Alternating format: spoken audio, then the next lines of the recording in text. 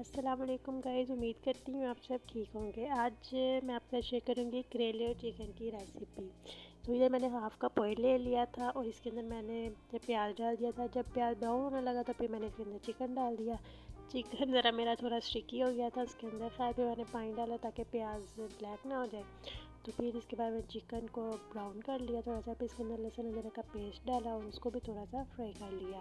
اور ادھر جب چکن گولڈن براؤن ہو گیا تو پھر اس کے اندر میں نے ٹماٹر کاٹ دیے، 3 ٹماٹر تھے سلائسڈ میں، وہ کاٹ دیے۔ پھر اس کے بعد اس کو اچھے سے میں نے کہا تھوڑا سا میلٹ ہو جائے مطلب کہ، تو وہ ڈالا۔ پھر اس کے بعد میں نے اس میں نمک ڈالے 2 چمچ، اور پھر اس میں نے لال مرچ ڈالی، اور پھر اس میں نے وہی کٹا ہوا دھنیا اور ہلدی ڈالی تھی، وہی جو مین اسپائسیز ہوتے ہیں جو ہانڈی کے لیے ہوتے ہیں وہی ڈالے تھے۔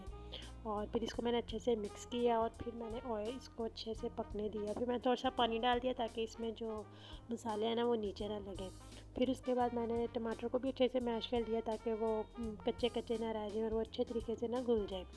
تو پھر میں نے ادھر اس کو اچھے سے اس کی بنائی کی، اتنی دیر تک بنائی کریں کہ نا اس کا آئل اوپر آ جائے۔ اور جب آئل اس کا رائز ہو گیا تھا پھر میں نے اس کے اندر تھوڑا سا پانی ڈال دیا کیونکہ چکن کو گلانا تھا۔